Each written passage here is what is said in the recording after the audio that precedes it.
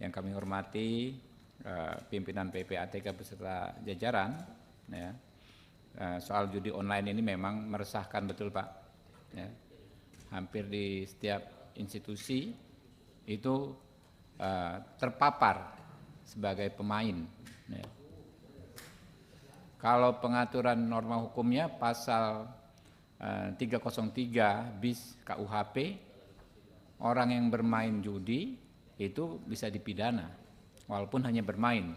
Jadi bukan penyelenggara, bukan orang yang menawarkan kesempatan bermain, hanya bermain bisa dipidana.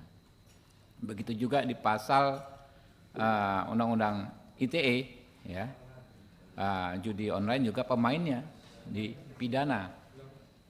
Karena itu kan memang kemarin dibentuk Satgas, bahwa tindakan ini kan dari hulu ke hilir, dari awalnya operatornya dan penyelenggaranya yang kita sikat, tapi pemainnya juga harus disikapi. Di antaranya juga Pak, kita juga pengen tahu apakah di DPR ini, ya, anggota DPR, ya, ada juga yang terdeteksi bermain judi online. Ya, kita minta infonya. Di DPR ini kan ada MKD Pak Ivan, di DPR ini kan ada MKD, Mahkamah Kehormatan Dewan, ya. Bisa disampaikan itu Pak.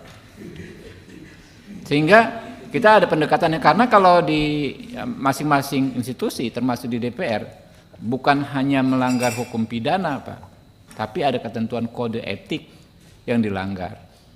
Tentu apakah nanti pendekatannya langsung persuasi, langsung represif, apakah persuasif dahulu, mengingat ini adalah tergolong tindak pidana pekat, penyakit masyarakat. Artinya kan pelakunya banyak banget.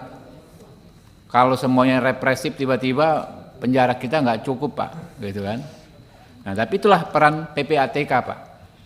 PPATK banyak mendapat apresiasi, ya, di dalam dan luar negeri dengan kemampuan intelijen di bidang keuangan, ya. Kita minta tolong Pak. Masih terkait judi online, ada rumor nih Pak Ivan, bahwa banyak rekening tak bertuan, ya, yang tadinya digunakan oleh operator judi online atau adminnya di perbankan Indonesia saat ini. Jumlahnya konon katanya bisa ratusan miliar juga.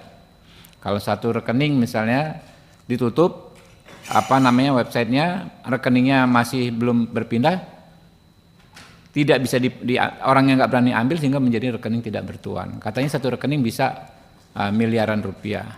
Total keseluruhan, ya, dugaannya nih Pak, katanya bisa mencapai ratusan miliar. Ya. Bagaimana PPATK, ya, memaksimalkan fungsinya, ya, dalam konteks itu. Kalau memang itu tindak pidana hasil kejahatan, ya disampaikan ke penegak hukum yang terkait. Kan lumayan kalau itu bisa masuk ke kas negara mungkin pada akhirnya kan. Lalu ketiga, terakhir ini juga Pak Ivan, terkait Satgas.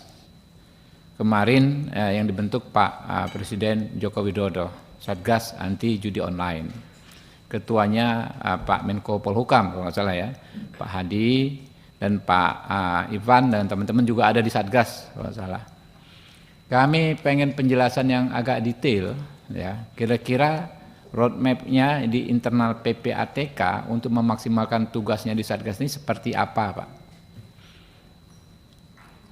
Kalau dulu kan banyak keluhan, kemarin dulu katanya Satgas Pungli, Pak Mahfud. Saya dengar ada orang yang pernah ada di Satgas tersebut, Mas Agus Pambagio, nggak ada gunanya Satgas, makanya saya resign di Satgas yang dipimpin oleh Pak Mahfud, gitu kan, ya. Sekarang Menko Polhukamnya ganti, mungkin bisa lebih maksimal. Nah, PPATK ininya seperti apa? Jangan mengulang Satgas yang dipimpin Pak Mahfud, kurang lebih begitu. Terima kasih.